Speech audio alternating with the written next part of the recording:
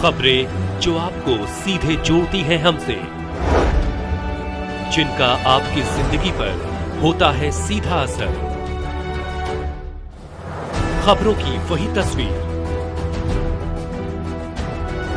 बिना बदले बिना डरे, जज्बा सच का लिए, सच दिखाते हैं। ब्रिजेश उर्फ मंटू दुबे सपा नेता का प्रयास ला रहा है रंग। उत्तर प्रदेश बलिया जिले में ब्रिजेश उर्फ मंटू दुबे सपा नेता ने मीडिया से बातचीत में बताया कि शासन ने मेरी मांग मान लिया है। एक सबप्रेसवे का मामला है।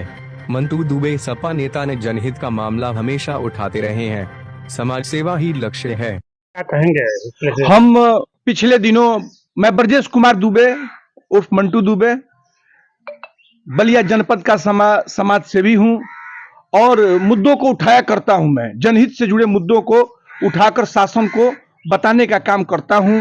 इसमें मेरी पूरी दिलचस्पी रहती है। उसी की कड़ी में हम महाराज श्री के इस आश्रम के बारे में शासन में एक सवाल उठाए थे। उस सवाल को यह बताते हुए मुझे बहुत ही हर्ष हो रहा है कि यह तमाम क्षेत्रवासियों का जो बहुचर्चित और बहुत प्रतीक्षित एक मांग था कि महाराज श्री के आश्रम का विकास हो, महाराज श्री के आश्रम से सटे हुए एक सड़क बने, वो सड़क स्वीकार कर लिया है शासन ने। शासन इस बात पर सहमत हो गया है कि जो ग्रीनफील्ड एक्सप्रेसवे बन रहा है यहां से करीब में, उस ग्रीनफील्ड एक्सप्रेसवे से एक कट निकलेगा जो बाबा श्री कीनाराम जी के आश्रम से होते हुए मालदेपुर तक जाएगा और उसमें से एक रास्ता महिला अस्पताल के लिए निकलेगा। ये तो क्या कहेंगे आप? हम कहना ये चाहते हैं कि देखिए, एक चीज तो यह है कि यहां से बिहार के गांव मात्र 2 किलोमीटर पे है। हम लोग इस वक्त सुरेंद्र जी जहां खड़े हैं, यहां से मात्र 2 किलोमीटर की दूरी पर बिहार के गांव हैं और गंगा नदी पर, गंगा नदी से सटे हुए जो बिहार के जितने भी सीमावर्ती गांव हैं, राजपुर है, गंगौली है, नियाजीपुर है, चक्की है, और इन सारे गांवों को वहां की सरकार ने बोल्डर लगाकर इस तरीके से सुसज्जित कर दिया है कि सारा पानी बाढ़ जब आता है तो लड़कर बलिया की तरफ आता है और बलिया के किसानों की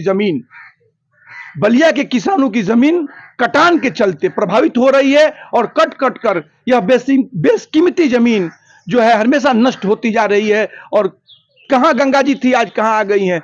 आज क्षेत्रवासियों से पूछिए, इस गांव के लोगों से पूछिए। हम ये चाहते हैं कि जिस तरह से गोमती नगर को लखनऊ में दोनों ओर से रोक दिया गया, एक तरीके से ऐसा बांध बनाया गया कि दोनों नदी बिल्कुल बीच में सिमट के रह गई।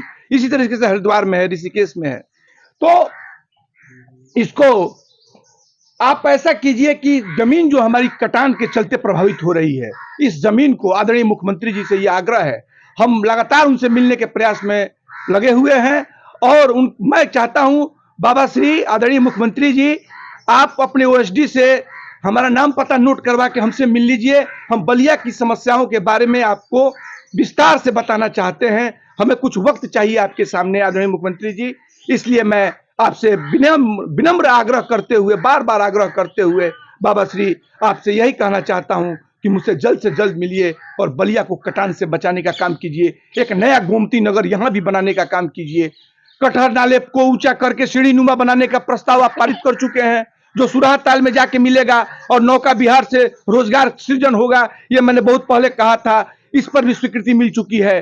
और अब हम इस कटान से बलिया के किसानों को मुक्ति दिलाना चाहते हैं। मेरे इस काम में मदद कीजिए और मुझको जल्द से जल्द अपने यहां बुलाने का काम कीजिए। आदरणीय मुख्यमंत्री जी, नमस्कार।